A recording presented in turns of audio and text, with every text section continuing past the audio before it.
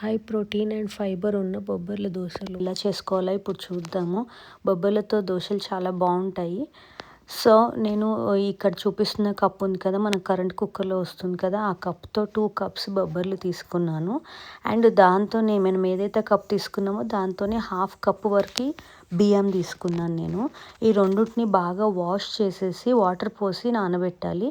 ఒక 1 స్పూన్ అట్లా 1/2 స్పూన్ మెంతులు కూడా వేసుకోవాలి మంచిగా సాఫ్ట్గా రావడానికి. వీటిని బాగా కడిగేసి మనం ఒక 4 to 5 hours అట్లా నానబెట్టుకోవాలన్నమాట. ఇలా నానిన దాన్ని మనం ఇంకా మళ్ళీ పిండి రెడీ చేసుకున్నాక ఏం నానాల్సిన అవసరం లేదు, డైరెక్ట్గా వేసేయడమే. కాకపోతే మిక్సీ పట్టేటప్పుడు మనం అల్లం పచ్చిమిర్చి పేస్ట్ చేసుకొని వేసుకోవాలన్నమాట. తగినంత సాల్ట్ కూడా వేసేసుకొని మంచిగా వస్తాయి దోశలు అయితే. అసలు మనకి మామూలుగా మినప్పిండి దోశలు ఎలా వస్తాయి అలాగే వస్తాయి. మరీ అంత అతుకుపోవడము అట్లా పల్చగా రావడం అట్లా ఏమి ఉండదు, చాలా బాగా వస్తాయి. ఇవి రెడీ అయిపోయిన తర్వాత మనం మంచిగా మనకు నచ్చిన చట్నీతోని సర్వ్ చేసుకోవచ్చు. కొబ్బరి చట్నీ అయితే చాలా బాగుంటుంది టేస్ట్. ట్రై చేసి ఎలా వచ్చిందో కామెంట్ చేయండి. బాయ్.